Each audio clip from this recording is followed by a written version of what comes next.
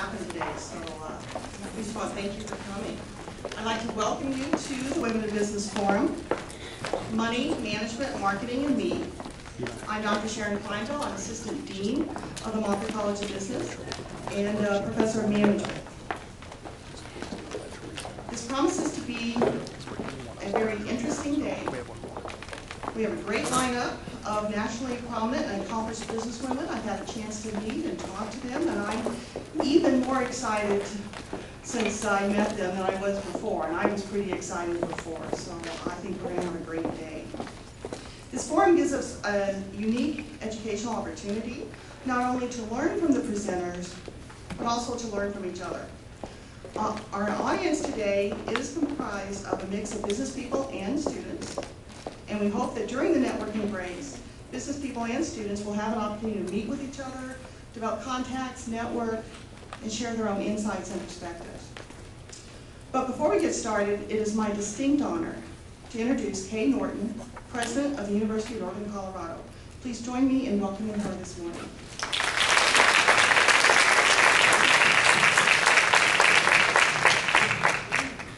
Good morning. One of the privileges of the presidency is the opportunity to welcome groups that come on to our campus. At the University of Northern Colorado, we believe that education is an expression of community in every sense of those words, and that a university really represents a true community partnership. The history of the University of Northern Colorado and of the city of Greeley are deeply rooted in a 19th century progressive movement and a concept that came out of that movement called the settlement house. In the settlement houses of the late 19th century, every community member is both a teacher and a student. Education is the responsibility of the community, not simply of an institution of education.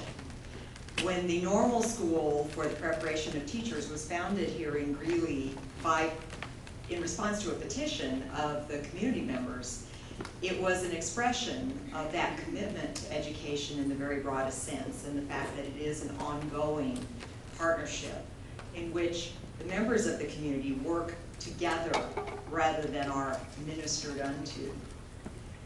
This event is a modern example of that concept. It's helping us at UNC to fulfill our responsibility as a public university and helping all of us individually fulfill our responsibility as citizens of this community and this nation.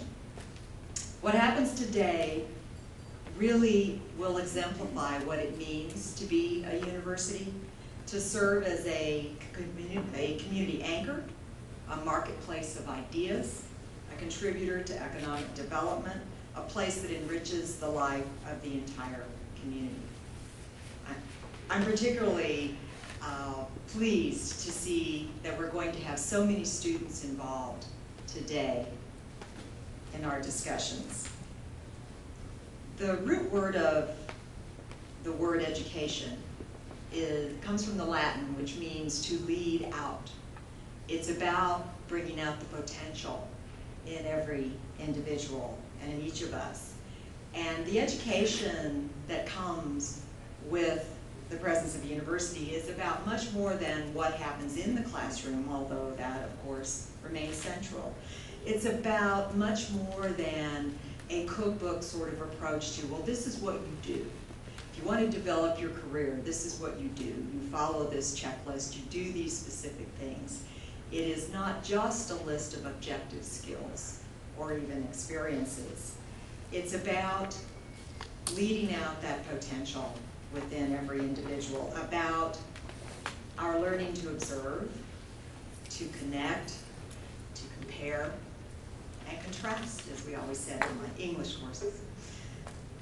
Our goal for you here, and particularly for the students, but for each of you here, is to lead out your own potential so that you can be what it will be necessary to be in this rapidly changing global century that we find ourselves in. Creative, entrepreneurial, flexible, so that you can all be leaders in your own arenas. It's a privilege to see you all here this morning. Welcome and enjoy the day.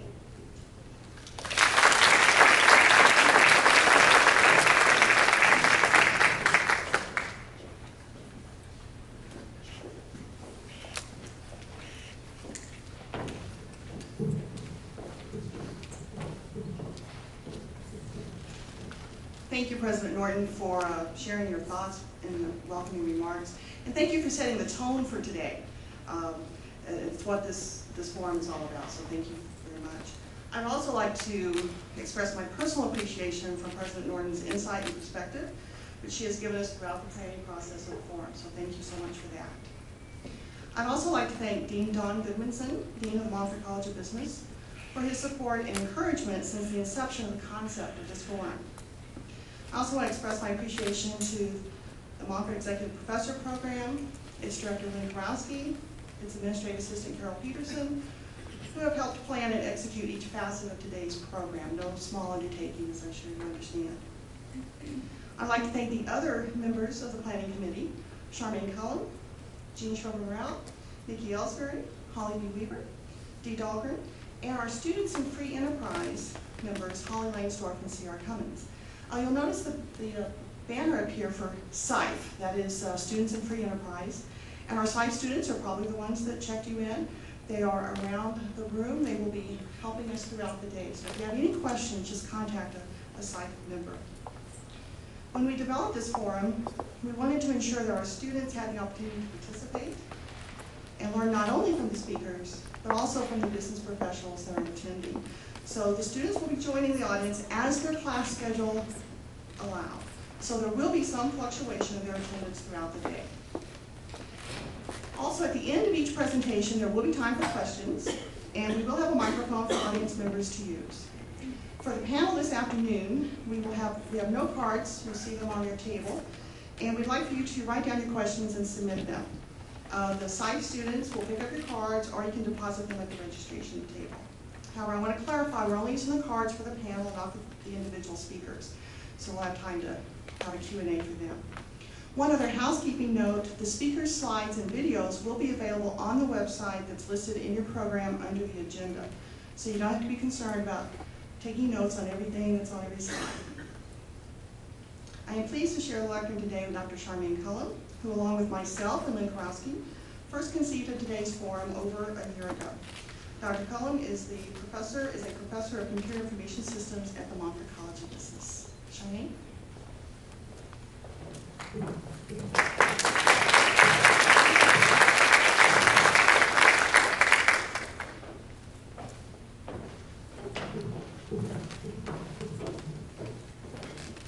Thank you, Sharon. And again, welcome to everyone. It is my pleasure to introduce Rhea Law as the first of our speakers today. Working her way through college without financial support from family, Rhea has pursued her passions rather than following the conventional life path. A lawyer with more than 30 years experience in government, environmental, administrative, and land use representation, she is the CEO and chair of the board of Fowler, White, Boggs, one of the largest independent law firms in Florida. She is the winner of the Ben C. Willard Award at Stetson University College of Law and was inducted into the Stetson Hall of Fame in 2008. Some of her recognitions include being named as one of the state of Florida's most influential people, as well as the top 100 business leaders in the Tampa Bay region. Now you know why we invited her.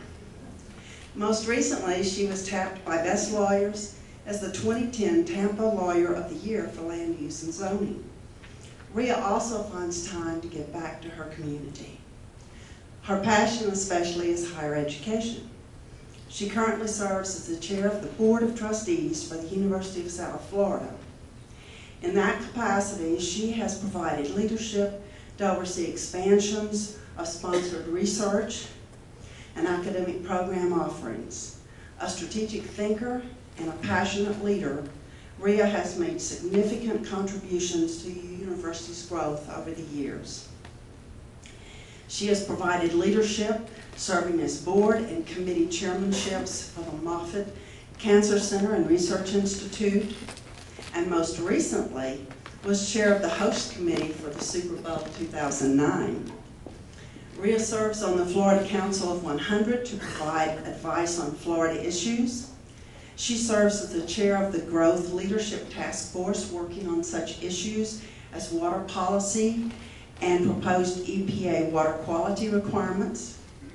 As a proud military supporter, Rhea was part of a very select group to participate in the Joint Civilian Orientation Conference. Additionally, she was a charter member of the Air Mobility Command Civic Leader Group to act as a liaison between the Air Force and the state of Florida. She was recently inducted as the Honorary Wing Commander for MacDill Air Force Base. She has earned numerous other awards and recognitions over the years for her career. A woman of many talents and experiences, please join me in welcoming Rhea Law for her presentation of business planning for your life.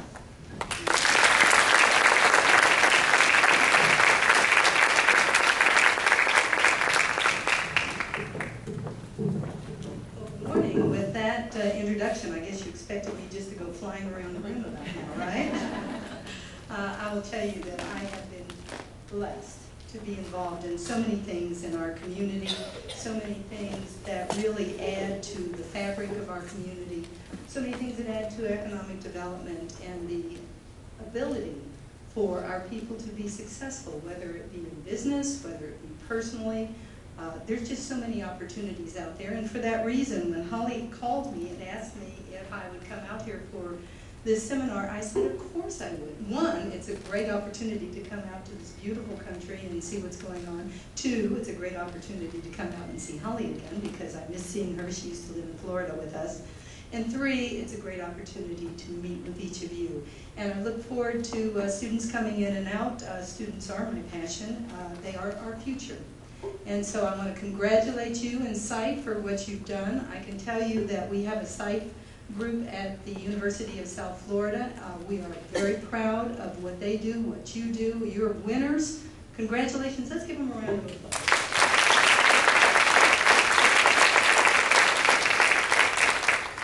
All right, let me kind of lay some groundwork, and then we can start talking about business planning. A lot of people say to me, how is it that you ended up being the CEO and chair of the board of a large law firm in Florida? How did that happen? And you know, I'd love to say that that was in my plan, and I had it all written down, and it was just going to happen like clockwork, but that's not quite how it happened. There's some planning involved, and we're going to talk about that, but things change as you go through life, and so you have to kind of focus on where you want to be. And so I like to call these things 4 F's. The first F is faith. You know, you have to have faith that there's a higher reason for you to be here and to be doing something. You have to have an inner compass, and you have to know that you're not alone out here.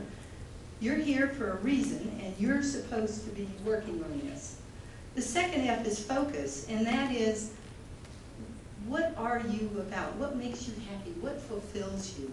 Let's figure out what that is, and then let's move in that direction. Don't do something just because you have the ability to do it. And I'll give a great example, because when I went to law school, I studied tax. Now, my background is chemistry and biology, but I studied tax in law school. Why? Because I wanted to make darn sure I was going to get a job when I got out. And I knew that there was a lot of need for tax lawyers. And two, it was easy. It was code work, and I could do it easily. And I said, you know, I can get great grades at this, and this is going to be a cool thing.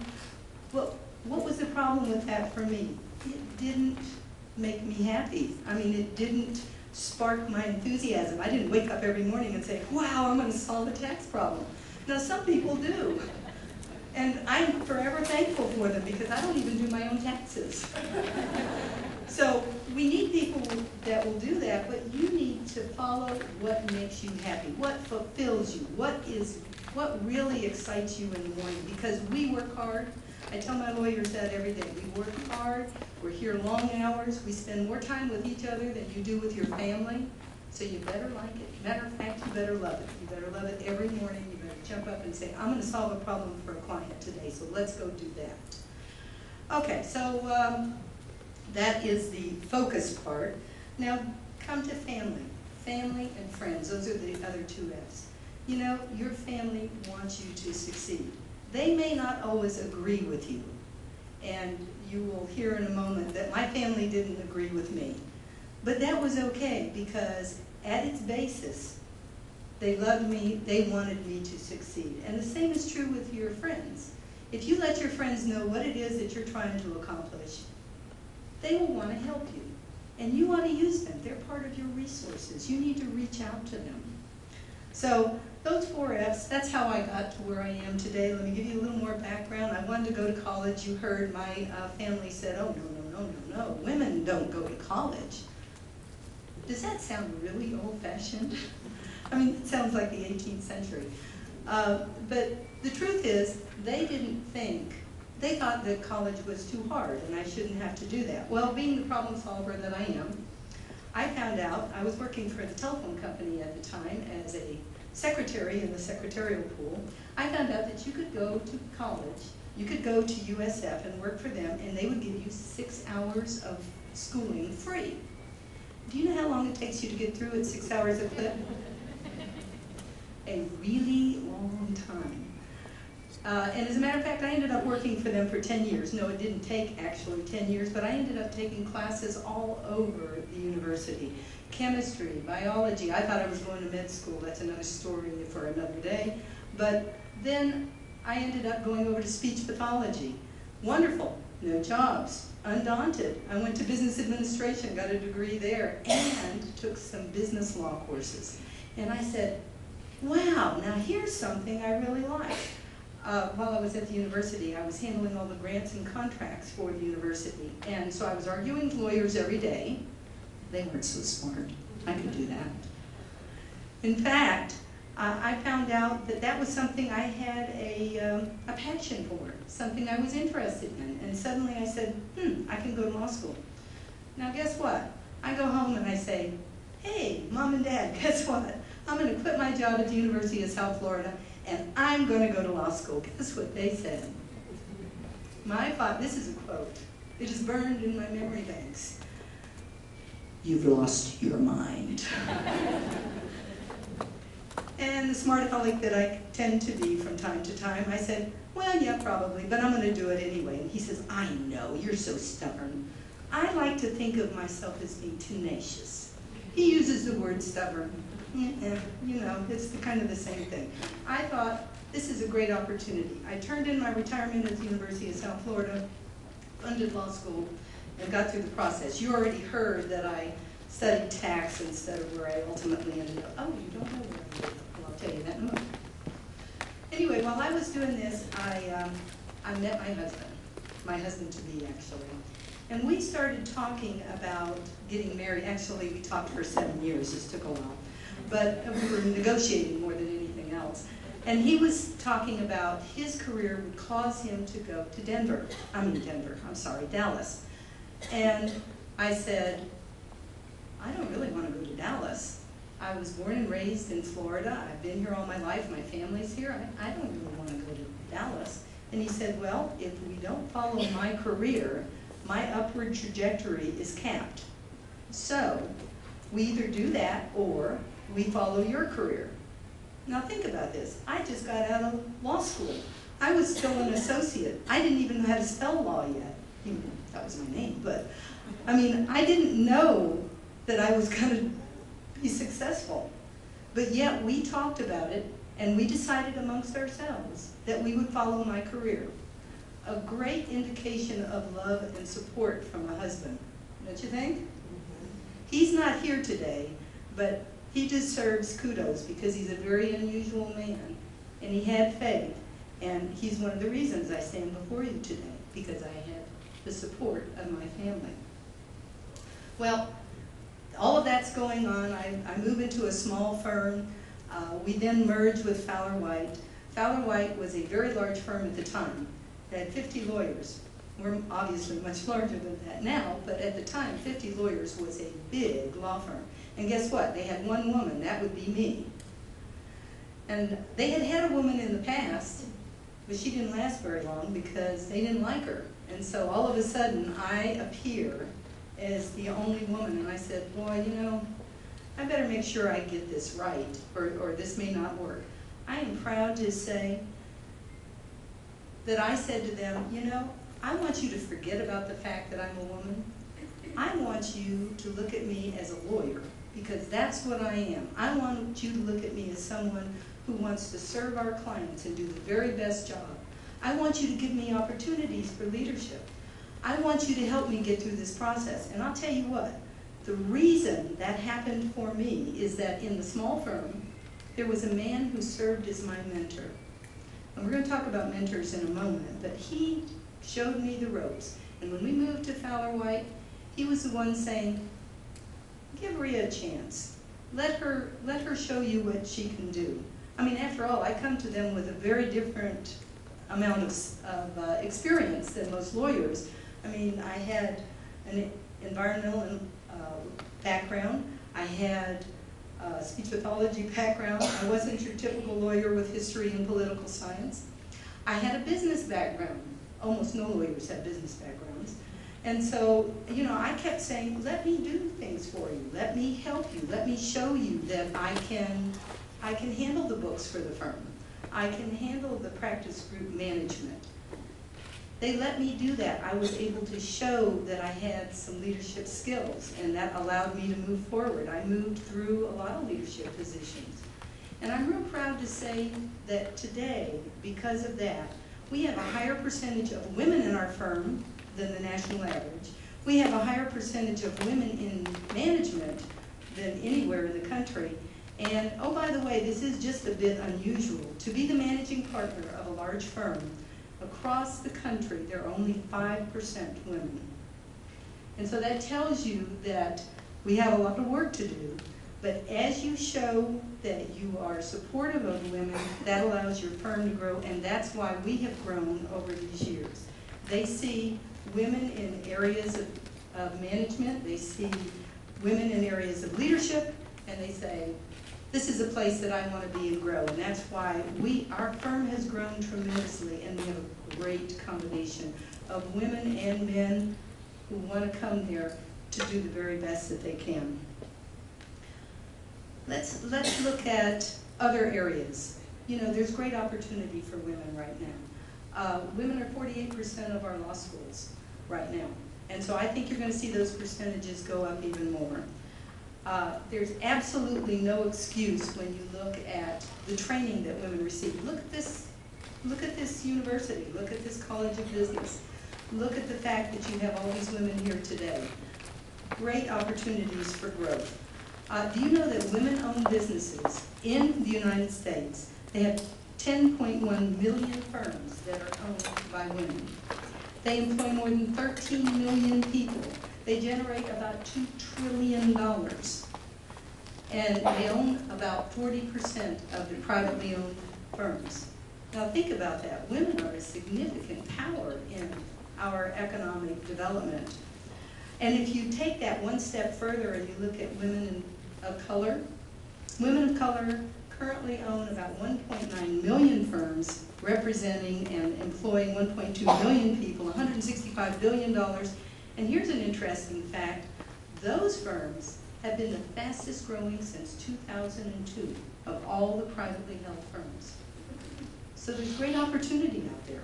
We have 1 in 5 of all the $1 million and above firms.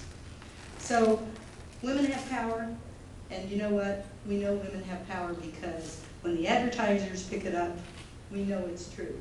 Anybody remember the diamond advertisements not too long ago? They were trying to get women to go out and buy right-hand rings. And they said the left hand means we, the wedding ring. The right hand means me. The left hand rocks the cradle. The right hand rules the world. So they're saying there's power in women, and they want you to go buy a diamond. Not a bad deal. What do you think? Okay, so how do we get to this power? There's 2 things. One, we need to figure out, each of us, who you are. What are your core values? What are you known for? And one of the things that I tell people all the time, particularly in our law firm, you must have the highest ethical standards. I tell my lawyers, don't ever stand before a board or a judge or anyone that you're presenting to and tell them something that is not totally true. Why? Because if you do, you will never, never live it down. They will always question you. You will lose your credibility. That's the one thing we have. We have credibility. You will find that women are being very successful in judgeships. They're being very successful in political life. Why? Because they have credibility. Because they're known to be more thoughtful about things. So don't lose that. It's extraordinarily important. Think about the core values of the people you really like and emulate that. People that are trustworthy, people that are loyal, people that take responsibility. Those are the things that you want for your personal values. In addition to knowing who you are, the next question is, what is your success? And talking about success, it's not the same for everyone. Clearly, it's not the same for the person to the right or the left of you. It's not the same as what perhaps your parents may have wanted you to do. Clearly, my parents would never have figured this out, although they're terribly proud today. But if you go back to when we started, they never would have figured this was my success. And so it's a good thing that I didn't take that from them and say, well, this is what I'm supposed to do. You need to look at those things that really, as I said before, fulfill you. What is really what you look and are pleasured every day to do? Those are the kind of things that you ought to be looking at. So what are the attributes of successful people? We've now figured out who you are, and we figured out what defining your success is. What kind of attributes do you need to have to be successful? I'm going to throw it out to you. What is an attribute of a successful person? Anything, anybody, call it out. Pardon? Integrity. Integrity, absolutely, a number one. What else? Tenacious. Tenacious, you betcha. Never, ever, ever give up. Never give up. Who else?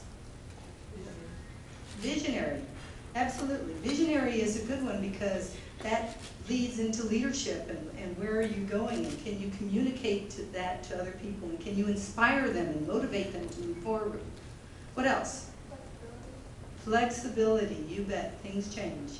You have to be ready for change. As a matter of fact, that's the only constant in life, isn't it? Change. It's going to be different tomorrow than it is today. You've got to be ready for that.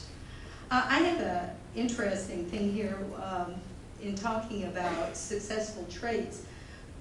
What about the balance between work and life? We talk a lot about that. I actually have a theory on that. I don't believe that there's a balance. You know, people will say, oh, we want to balance my work life and my personal life.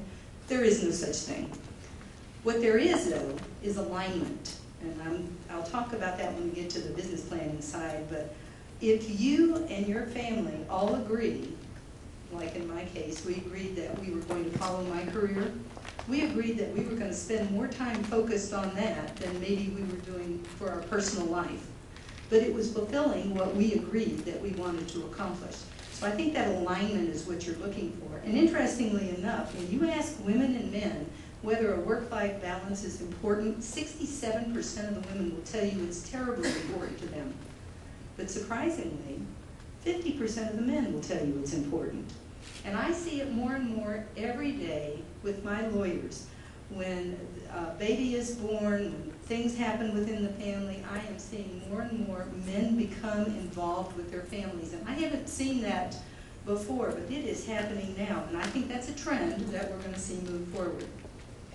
Another indice, I think this is just kind of an interesting factoid, so I'll just share it with you. 82% of executive business women played organized sports. Now think about that. Why would that be? What a great way to learn about teamwork. And aren't we all about teamwork, and aren't we all about succeeding because we have people around us that will help us?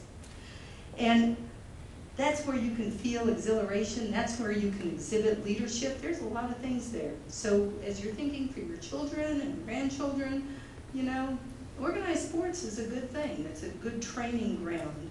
It also helps you be aggressive. It helps you be competitive. I'll tell you, my husband and I are extremely competitive with each other in everything we do. I mean, we race cars. Matter of fact, on the side, when we weren't racing the big cars, we started racing these little go-karts. Now, these are 125-mile-an-hour go-karts, so they're not like these yard carts, you see. But we bought two little go-karts, and we were going to take them out and race them. So I hopped in mine, he hopped in his. We go around the corner. I am in front of him. He rams me from the back. He breaks my mag wheel, which really ticks me off, and he spins me off the course. No, I'm not going to let him get away with that. I said, okay, since you've broken my cart, I'm going to race, and I won that day. So there. So competitiveness is part of that, and that's really a good thing. All right, let me get to this business planning thing, because that's really where I wanted to go with this today. This is something that when Wayne and I got married, he had 2 children from a previous marriage. They were 10 and 13. This was a huge shock to my system, as you can well imagine. I hadn't been around kids ever, and all of a sudden I've got 2 beings, 10 and 13. Now what am I going to do with them? And I'm trying to be a lawyer. I'm trying to build my career. And believe me, there were days that I came home from the office and I literally got to the front of the house and said, I can't go in there. And I would just turn and go circle the block. And then I'd come back up to it and say, and call and say, Wayne, you're going to have to talk me in tonight. I just can't make it on my own. So we said, we've got to do something about this. This is just not working the way we thought that it was going to. And so we started talking about this business planning, because we all did it in our businesses. I mean, I have a business plan for my law firm, and I'm sure that many of you have business plans for your firms. But what are you doing for your life, and how are you involving in that? So we decided that we would take my husband and I and the 2 kids. Well, we would work it out first, and then we'd kind of explain it to the kids and hopefully get their buy-in. And we'd go over personal objectives, family needs, you know, they want to go to soccer and they want to go here and there. And I said, you know, that's great. We're going to support you. We're going to take you all the places that you want to go, but I want to know what your piece of this is. What are you going to do for the family? You need to have some responsibilities. And so we started working on that on a little plan. Educational needs. If there was some training we needed on new equipment, if we wanted to learn Spanish, if, you know, whatever it is, we put it down in this plan. Household needs, home improvements. My favorite story is something that just happened about 3 months ago. On our list for this year, we had that we wanted to get the roof painted on our house. And so Wayne, my husband, was supposed to go get that done. Now we look at these plans at least every quarter, and we go over who's doing what. And so I was going down the list, and I said, painting the roof. And he went, oh! And he grabbed his phone, and he called right then and had the guy signed up to come in a week or so. Now, normally, those are the kinds of things, you know, where you agree with your spouse or whoever, you know, you're going to do this, and I'm going to do the other, and then they don't do it. And then guess what happens? You get mad. And you probably don't tell them that you're mad. You just sit there and seethe and say, they're not going to do it. I know they're not going to do it. And then you've got this anger thing going on for no reason. I mean, here we've got a list. He knows what he's supposed to do. I know what I'm supposed to do. I didn't get mad at him because I knew he was going to get that roof painted, and by golly, he got it painted. So we put all of those things into it. Financial. What is our budget like? What are we going to contribute to church and various other things? University of South Florida, Monfort Cancer Center, you know, who's on the list? Savings. How much are we going to save this year? And make sure that you do it. Don't just say you're going to do it and then say, oh, well, you know, it didn't work out. Make it happen because you put it down there and now it's inviolate. Recreation. We had to do this because we are terrible at taking vacations. Terrible. Now, my friend Holly had us take a vacation, and she made us do it, and we had a fabulous time. I need to put you on the list again. Vacations. We need to list where we're going to go. This year, we said, for our 25th wedding anniversary, yes, we've made it 25 years, that we were going to go to Italy, and by golly, we're going to Italy in June. So I'm happy to say that that's just working out fine. Friends, contacts. Why would we put friends, contacts on our list? Why? Because they're so important to us. And you know what? We all get so busy, we don't take time to be with them. Take time. That's important. Put your business objectives on there. Think about this. You spend so much time with your business. What's important to you? I'll tell you one little quick story about that. I told Wayne that one of the important things for a law firm is that you need to be a rainmaker. You need to make a business, you need to be a business developer. You need to bring new clients in. Well, my husband was in marketing, and so he said, well, okay, I understand. He says, what kind of clients are you looking for? And I told him, and that was fine. So this has been quite a few years ago. The Costco opened a new store in Tampa. So we go to the Costco, we kind of walk through the thing, he's buying something, and I see something I want to see over here, so I walk off while he's in the line to check out. By the time I get back, he is taking out his card case, which has his cards on one side, my cards on the other side, and giving the guy in front of him my card because he had an environmental problem that I could help him with. Now that is teamwork. But you know what? We can all do that. Think about that. When you have someone that you can refer something to, you should do that. You should help them. So we put the business criteria in there. Mentoring. Who are you going to use to mentor you, to show you the ropes? Advocates. Who are going to use to help argue your position for things? Outside obligations. What kind of time are you going to put into that? I have a quote from, of all people, Oprah Winfrey, and I just love this quote. She says, I say no to many things in my life so that I can say yes to the things that give me life. Now think about that. We can't do everything. We shouldn't be trying to do everything. We need boundaries so that we can accomplish those important goals. And so think about putting those boundaries around you. You know, you've heard many times, well, in order to be at the same level as men, women have to work twice as hard.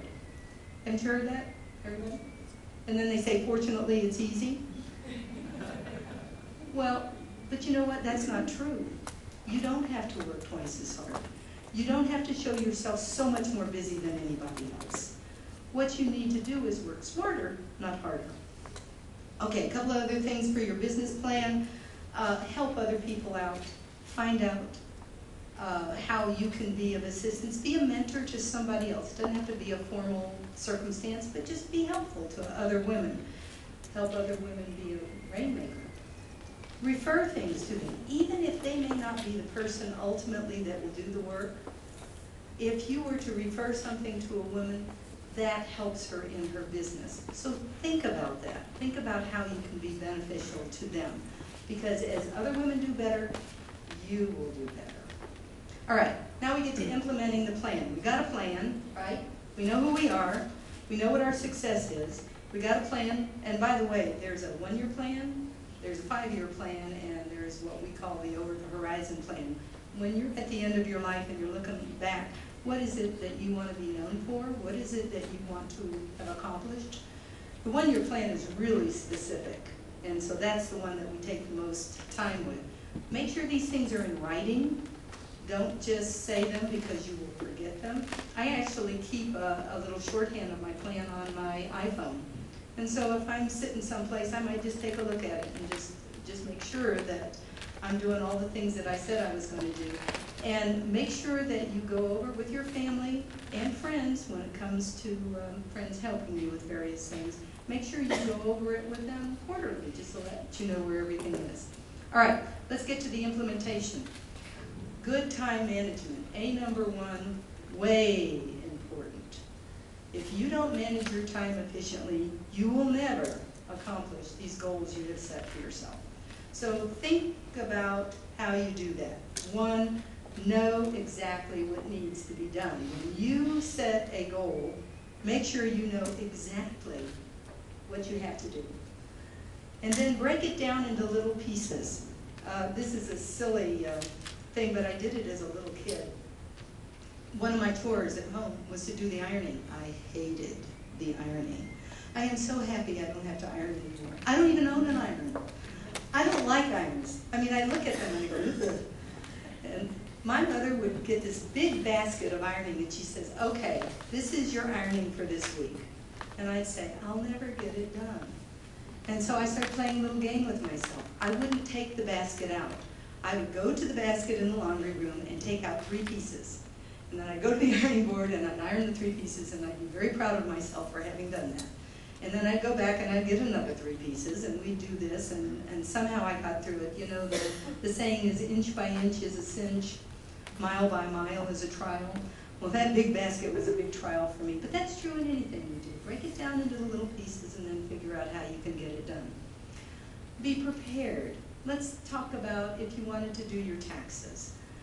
And so you get all your receipts together and you go sit down and then you realize, oh, I didn't get the format from the accountant, so I have to go get that. And then, oh, I have to get the calculator, and then I have to go get something else. And you're up and down and you never get this stuff done. Gather everything together, sit down, and do it.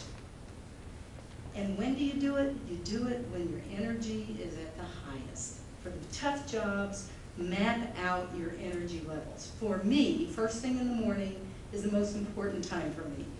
I mean, I get to the office usually around 6 o'clock, maybe 6:30. It's a great time, no distractions. Most people are not calling me, although some of my clients have figured out that I'm there. But for the most part, that's the time. If I have something very complicated I need to do that I really need to concentrate on, I do it first thing in the morning. And I focus on it and I don't get myself distracted with anything else. And I prioritize for those things that are the most difficult, do those first. Those things that are a little lesser, I do it later on in the day. But make sure you use your strengths and use technology. Don't let it kill you. I mean, so many people get frustrated by technology. Let technology work for you. Figure out the best way to make that work. And then just breathe. You know, when you've done all this, you need to just breathe. Now, I've talked all about, you got a plan, right? Well, you know what your success is, you know who you are, you've got a plan, you know how to implement it, you know that it's time to move forward. What happens when something isn't within your plan? What happens when something happens that you didn't expect? Do you freak? Yes? No, say no. Say no. Of course not. Because you know what your success is and you know who you are. And when things happen that you didn't expect, then you need to kind of look at them in light of, what is my overall success? What did I want to do? And it'll help you make the right decisions as you move forward. And you may move up and down, but you know you're always moving in the right trajectory. You're always moving in the right direction. With that, let me just say, planning helps you control and align yourself with your family. It helps you be happier because you know and you can manage expectations of those around you, as well as those that you are living with, your family. Do you know that there is a study recently out that said the reason women do not achieve their goals is because they are afraid that it will either lessen or destroy their relationships with their family? Isn't that sad?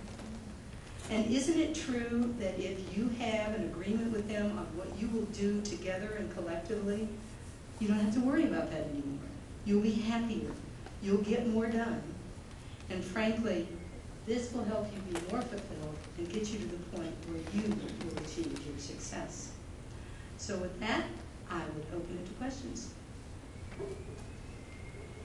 I scared you. Good grief.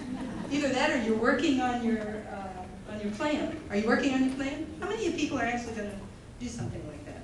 Try it with your family. Good. That's great. You know, use all the people around you. Use all of your resources. Do I have questions? Sure. My role models, for the most part, were men. They were people that were successful in the business of law. Actually, my first role model was one who was the head of sponsored research at the University of South Florida. And it was not so much him as his family. He had 11 children, and I believe he may be 12. because he was always focusing his family on what it took to be successful. And he was encouraging them every day. And he encouraged me. And I looked at his kids and said, wow, these guys are really focused. They know where they want to go. And so this was Dr. Bill Taft. He's still around, by the way, which I am just delighted. And he helped me really focus. The same thing happened when I got out of law school and I went to work for that small firm. The head of that small law firm was one who encouraged me every day. He said, well, first of all, he wouldn't give me anything to do because he didn't think that I could do it. You know, I was a girl, so he wasn't sure that I could actually do it. And I would pester him every day. I would put my face into his office and say, is there anything I can do for you today? And he would say in a big, deep, gravelly voice, no.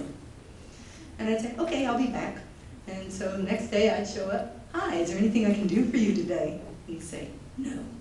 And I'd say, no problem, I'll be back. And finally the day came, I guess I just pestered him to death. And he says, well, why don't you do the closing of the books? This was a big deal where you were actually doing the accounting for the firm, a small firm, just 7 people. But boy, I slaved over those and they were perfect. And he said, oh wow, you know, I hate doing these things, I'm gonna give them to you. Well, I thought, now maybe I didn't do the right thing here, but the truth was he gave me more and more responsibility. And the day came that he came to me and he said, you know, you've had the game all these years. You've been doing these things for the firm. You've been the administrative head. Now I'm giving you the name. And he made me the head of the department. So you have to do those things to show your leadership and your capacity. But he was a mentor because he let me do that. And then he said he gave me his mantle of credibility. And it was true. He introduced me to people. He introduced me as his partner. I was a lowly associate, but he would introduce me as his partner.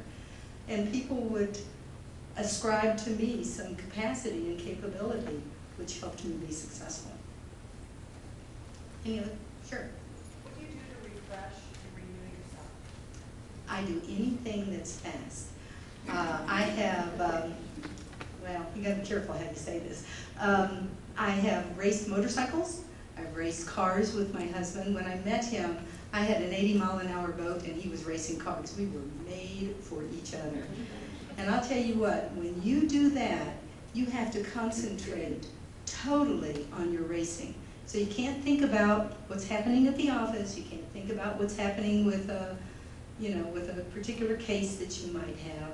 You have to think about what you're doing in racing. And while you will be physically tired, you will be mentally alive. And so I love doing things like that.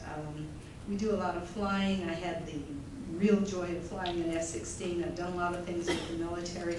I like anything fast, air, water, or land.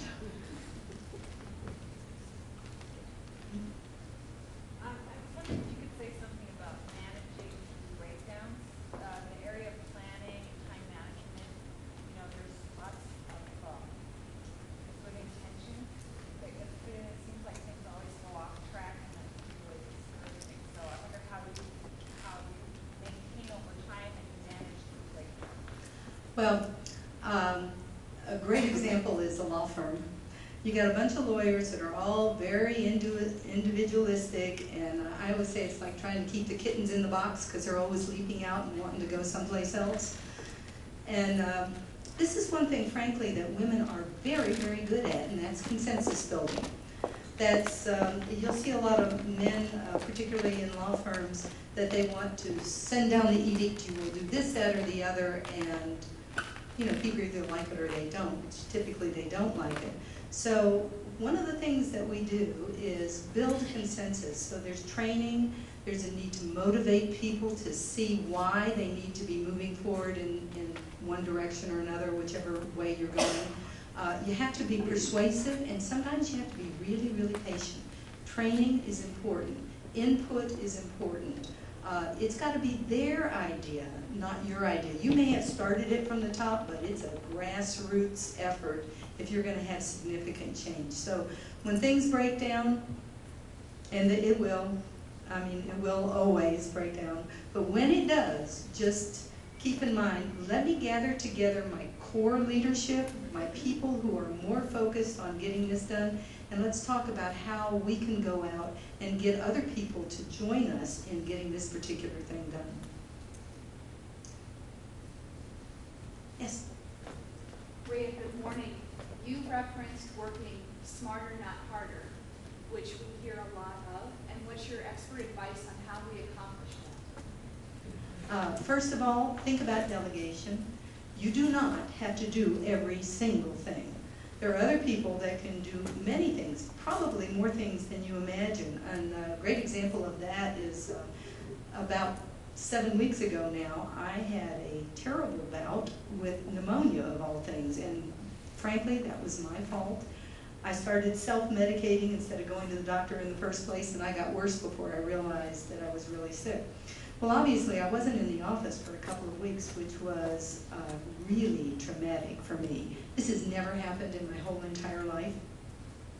But what I saw is my people stood up and took control.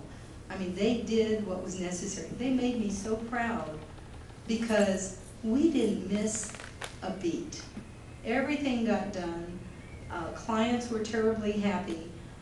So, you know, I looked to them and said, you know what, they're far more capable than I imagined, and I'm not going to make that same mistake again.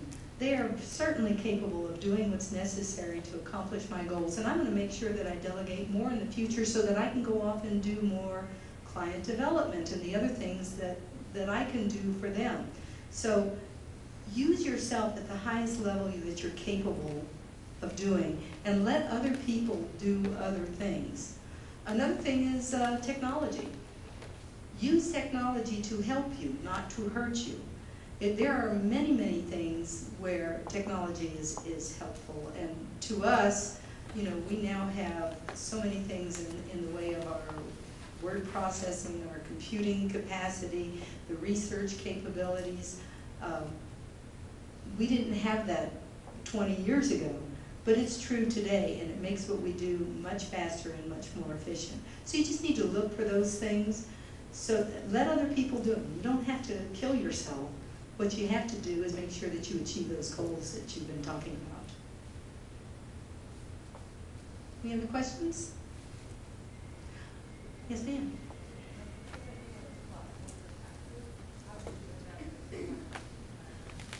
Well, that's an interesting question. I thought I would get out and, you know, with a tax degree, I would be able to, you know, find a job very quickly. Well, they never really asked me about what I studied in law school, interestingly enough. They were more interested in some law review articles that I had done. And by the way, whenever you get ready to do something like that, here I was going to go to law school. I wasn't exactly getting a lot of support from around me for doing this, and I wanted to make really sure that I was going to be successful. So one of the things I did is I went to every lawyer I could find. I mean, I'd ask people, do you know any lawyers? Can I go spend a little time with them? And I asked them one question. If I was coming out of law school today, what would you want to see so that you would hire me? And I had a whole long list, and I kept it all through law school, and I can't believe I didn't keep it now because it was like a treasured, crumpled little piece of paper. But you know, you want to have certainly top grades. You want to have law review. You want to have a moot court. You want to have litigation clinics. I mean, there was a whole list of things that was important to go through the process. And one of the things was, we need tax lawyers right now, and so that's why I focused on tax. So I get out. The very first day, this new little firm, the 7 lawyers that I was talking about, the senior partner said to me, do you know anything about chemistry? Well, gosh, how do you know? I was astounded. I said, well, of course, I know a lot about chemistry. And he said, do you know anything about phosphate mines? Now, most people in the universe would say no, but not me, because I worked for the University of South Florida. And after all, we are all a combination of all of our experiences. My boss, the one who mentored me all through the university, was a geologist, and he had a research grant to study phosphate mines. And I used to go out and do the sampling for him. And I said, oh yeah, I know a lot about phosphate mines, you know, raping, pillaging, you know, scarring the earth, all the bad stuff. And he said, wow, this is great. We have a new phosphate mine, and we need to do the air permitting. Nobody understands the science. You're it. And from there, I started practicing environmental law, which was actually my passion. It allowed me to get out in the field, which I like much more than staying inside the office all the time. And it ultimately put me in the field of land use where I am today. So I love what I do because I ended up doing the things that I really had an affinity for, not the things that I studied for. So pick that affinity up front and you can save a lot of time. Anything else? Well, thank you very much. It was a pleasure being here.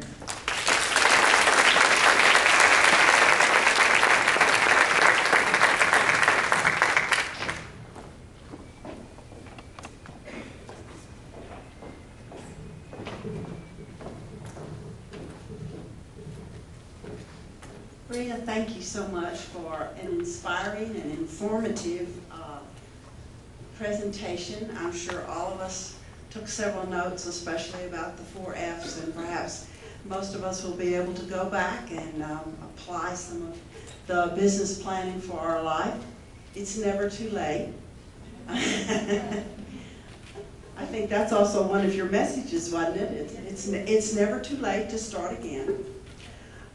We're going to move now into a 15-minute networking break before we hear from Dr. Kate Warren. I'm sure you have lots to talk about and maybe even take a few notes about how you're going to do your own business life planning. Thank you again, Rhea.